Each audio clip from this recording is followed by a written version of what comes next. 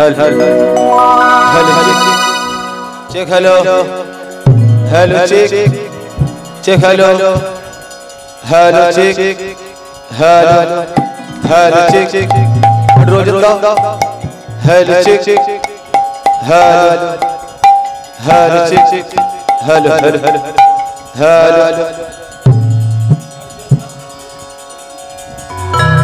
check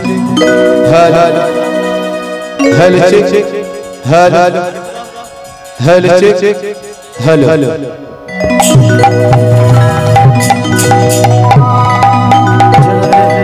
Radhe Radhe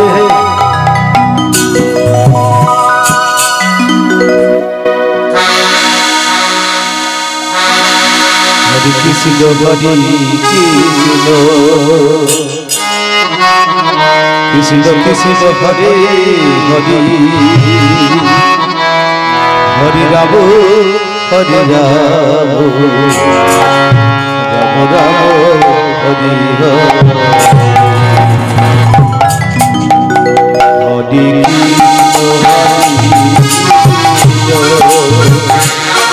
Krishna Krishna Hare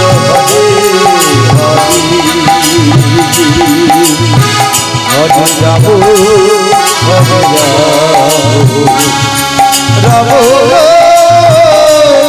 Hare Hare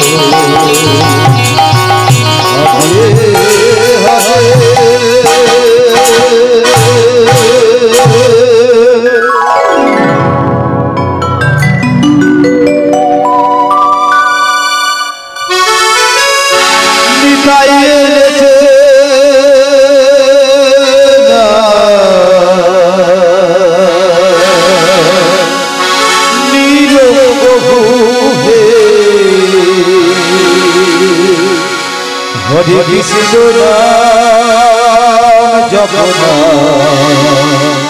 अधीरा निताय चेला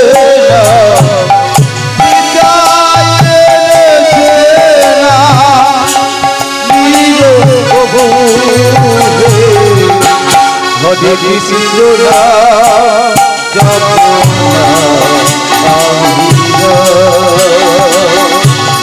अधीरा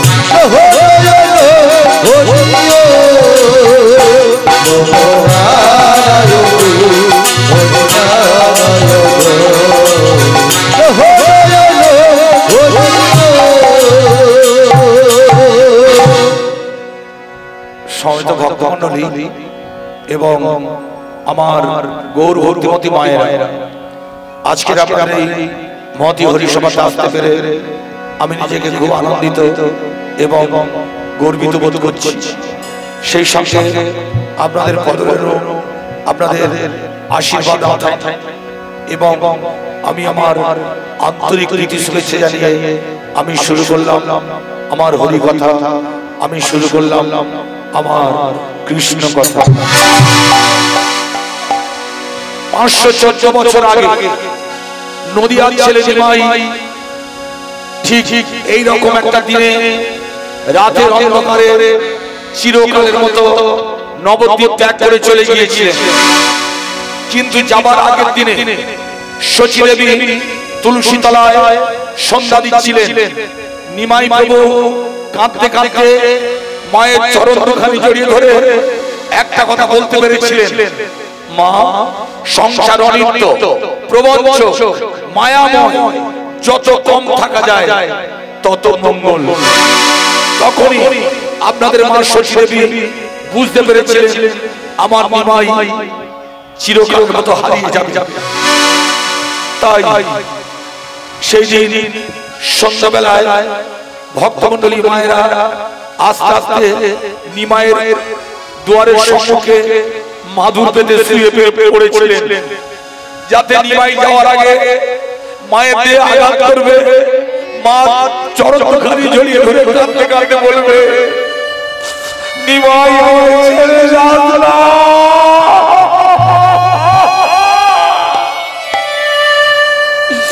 দেবী বিষ্ণুপি একটা কাজ করেছিলেন, আঁচলে আঁচল বেঁধে দিয়ে ভক্তমণ্ডলী শয়ন করেছিলেন। প্রায় মাঝরাত পর্যন্ত জেগেছিল, কিন্তু বিধির বিধান অন্য কথা বলে।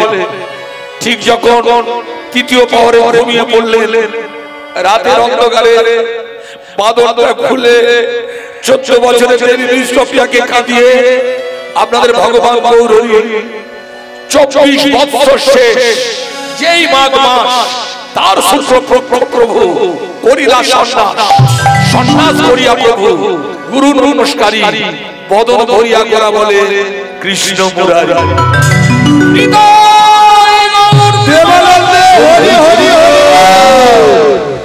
আস্তে আস্তে সকাল হলো। দেবী বিষ্ণুপ্রিয়া ঘুমগুলো দেখতে পাচ্ছেন তার স্বামী নেই। কাঁদতে কাঁদতে শাশুড়ির চরণ দুখানি জড়িয়ে ধরে বললে, মা, আমি অন্ন চাই না, আমি বস্ত্র চাই না, আমার স্বামীকে ফিরিয়ে দাও। বৌমা, তুমি অমন করে কেঁদো না, তুমি আমার ঘরের লক্ষ্মী। তুমি যদি অমন করে কেঁদো, তুমি যদি অমন করে কেঁদো, আমি লক্ষ্মী হারা লক্ষ্মী ছাড়া হয়ে যাব।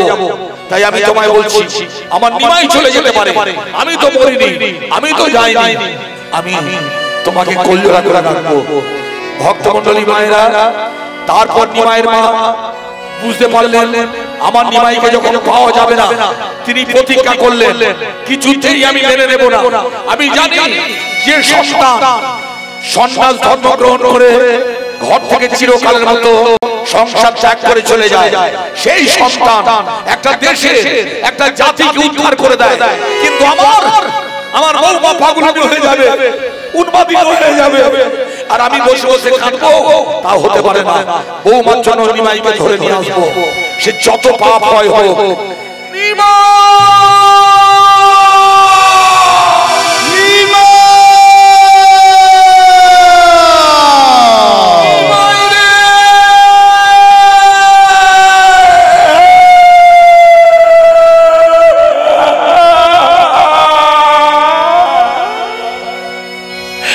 কাঁদতে কাঁদতে পদের উপর পড়ে গেছে, কপাল দিয়ে রক্ত চোখে জল ভাগাভাগি হয়ে গেছে।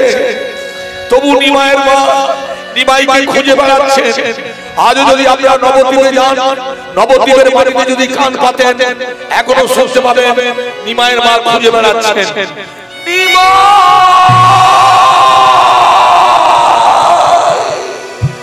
আমি বৌমাকে কি বলবো তুই একবার বলে যা বাবা।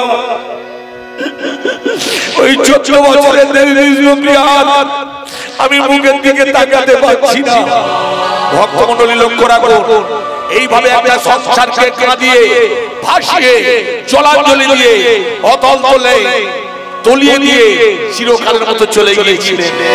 কিন্তু আপনাদের কাছে প্রশ্ন, আপনাদের ভগবান নিমাই গৌর হরি কেন চলে গিয়েছিলেন, কিসের জন্য চলে গিয়েছিলেন? উত্তর দিতে পারবেন? এবার শুনুন উত্তরটা কি।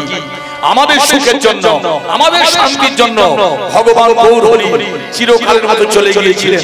শুধু তাই নয়, আমরা যাতে রঙ্গস্থানে পৌঁছাতে পারি, ওই ভগবান শ্রীহরি চরণে পৌঁছাতে পারি, সেই জন্য চলে গিয়েছিলেন। অথচ আজ আমরা কি করলাম? বাসে, ট্রেনে, ট্রামে আপনারা লক্ষ্য করবেন, যারা গলায় মালা পরেছেন তুলসী গলায় মালা তুলসীর মালা পরে ঘুরছেন, শুধু তাই নয় তিলক সেবা করেছেন, তাদের পাশে দাঁড়িয়ে আমাদের মতো যুবক ছেলেরা অট্ট হাসি হাসে, কুর হাসি হাসে। এটা জাতির লজ্জা নয়, সনাতন হিন্দু ধর্মের লজ্জা। এবার আপনারা বলুন, যে ভাষায় আপনারা কথা বলেন, আপনাদের গৌর হরি সেই ভাষায় কথা বলতেন। এইটাই আমাদের গর্ব, এইটাই আমাদের আনন্দ, এইটাই আমাদের সুখের কারণ। কিন্তু আমাদের দুঃখের কারণ কি জানেন? আমাদের দুঃখের কারণ আমরা ভগবানকে হারিয়েছি। তাই আজকের সময় এসে গেছে, আমাদের দেয়ালের দিক থেকে গেছে, এই কলিকালে হরে নাম কৃষ্ণ নাম ছাড়া কোনো গতি নেই। তাই ভক্তমণ্ডলী মায়েরা চৈতন্য চরিতামৃতে দাঁড়িয়ে আপনাদের গৌর হরি বললেন, 3, 5, 7 ঘর ভিক্ষা যে করিবার নিয়ম কবুরা লন্ডিবা। তাই আজকেরই নয়, একদম শেষ অবস্থায় দাঁড়িয়ে আছি আমরা। আপনারা গলায় মালা পরবেন, তিলক সেবা করবেন, দুয়ারে দুয়ারে গিয়ে ভগবানের নামে ভিক্ষা করবেন। এটা চলছে 538 বছর জন্ম উৎসব। তাই এই উৎসবে আপনারা এসেছেন, আমি এসেছি। কিন্তু ভক্তমণ্ডলী, যতই টাকা থাক, যতই সম্পত্তি থাক, যতই অর্থ থাক না কেন, যখন হরিবাসর করাবেন ভিক্ষা অবশ্যই দরকার। সেই ভিক্ষা অন্ন নিয়ে এসে গৃহস্থের অন্নের সাথে মিশিয়ে যে প্রসাদ তৈরি হয়, সেই প্রসাদের নাম মহা মহা মহা প্রসাদ। আমি ভিক্ষা চাইতে এসেছি, দেবেন? আমি গরিবের ছেলে, আমি অনাথ, আমি অধম, আমি ভগবানকে দেখিনি। কিন্তু আপনারা আমার কাছে ভগবান কেন জানেন? ভগবান নিজে স্বীকার করেছেন, ভক্ত আমার মাতা পিতা। আপনারা যদি ভগবানের মাতা পিতা হন, আমার কাছে আপনারা ভগবান। দেবেন হরি নামের ভিক্ষা, কৃষ্ণ নামের ভিক্ষা। আপনারা তো জানেন, আপনারা ছাড়া আমার আর যাওয়ার জায়গা নেই।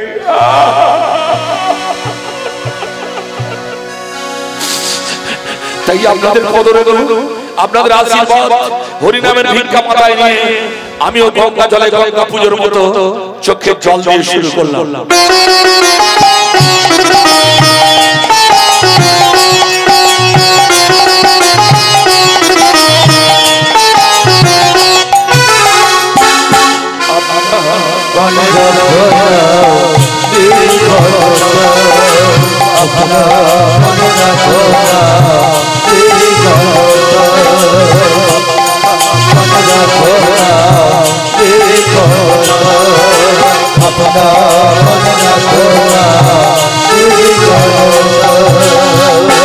हरि हरि हरि हरि हरि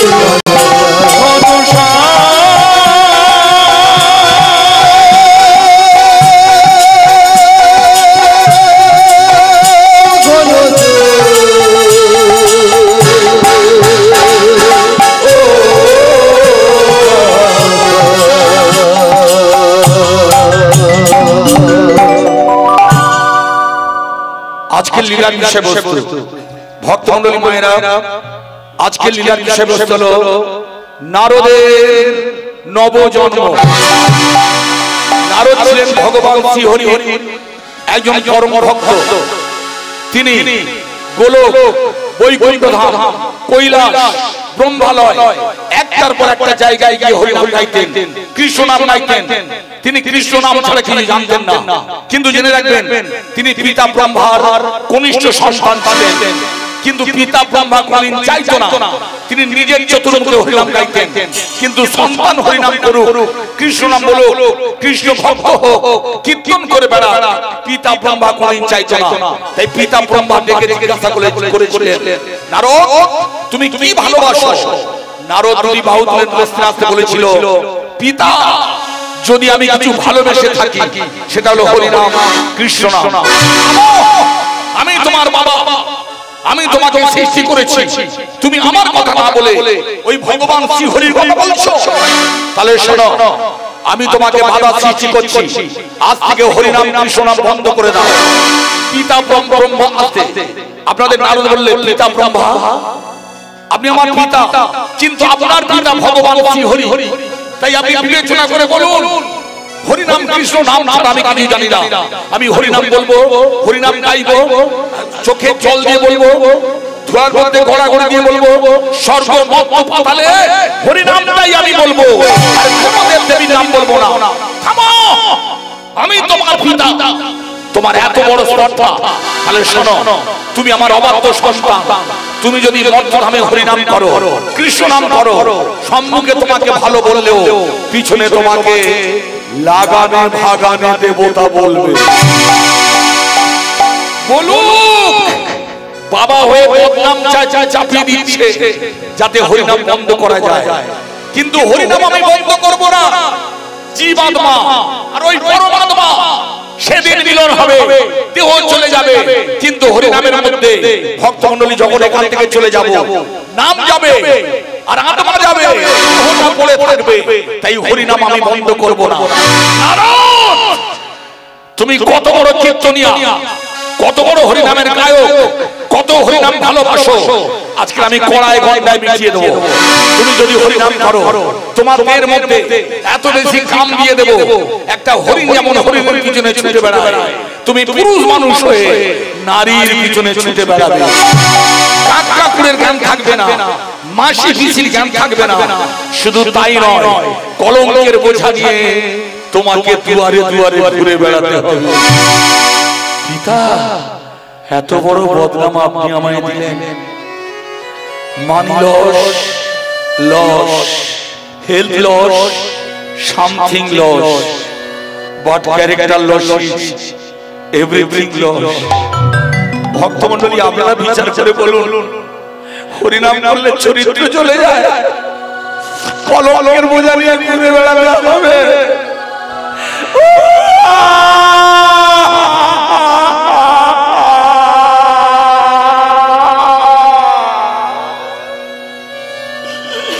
বাবা বদনামের বোঝা আমায় চাপিয়ে দিল, তবু আমি হরিনাম করব। যত কলঙ্কের বোঝা আছে সবকিছু সরিয়ে হরিনাম গাইব। এইটাই নারদ প্রমাণ করবে যে হরিনামের চেয়ে কোনো নাম আর বড় হতে পারে না। ভক্তমণ্ডলী মায়েরা, চুলের শ্রেষ্ঠ চাচর চুল, কুলের শ্রেষ্ঠ যাদব কুল, নামের শ্রেষ্ঠ রাম নাম, মন্ত্রের শ্রেষ্ঠ হরিনাম। আমি কেঁদে কেঁদে বলবো,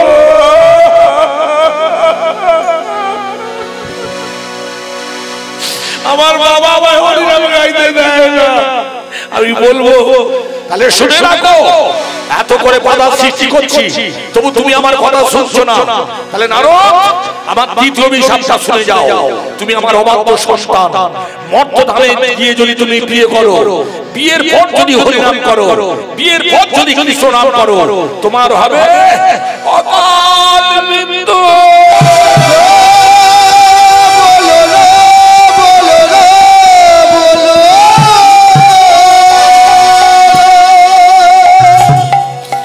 সন্তানকে মারার জন্য ভক্তমণ্ডলী মায়েরা, পিতা ব্রহ্মা, আপনারা যাকে চেনেন, চারটে মুখ দিয়ে হরিনাম করেন, সেই পিতা ব্রহ্মা এইরকম বাধা সৃষ্টি করেছিলেন।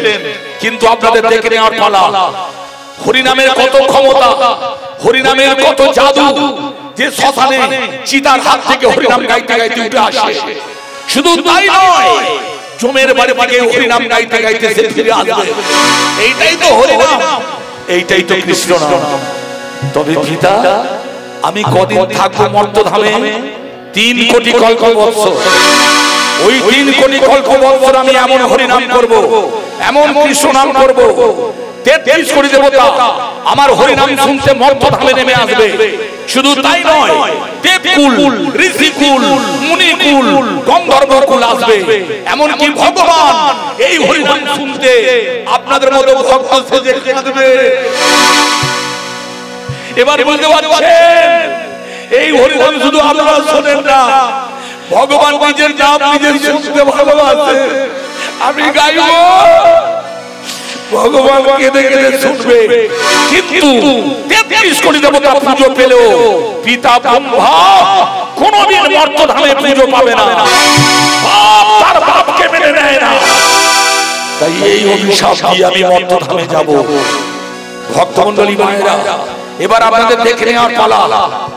নারদ কিভাবে হরিনাম গাইতে গাইতে চিতার আগুন থেকে উঠে আসছে, হরিনামের কত ক্ষমতা, সেইটুকু জানার জন্য আপনাদের আজকে অপেক্ষা করতেই হবে। নারদের নবজন্ম।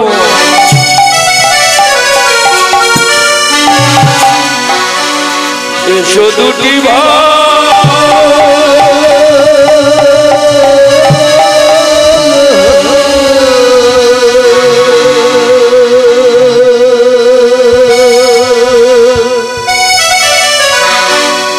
এসো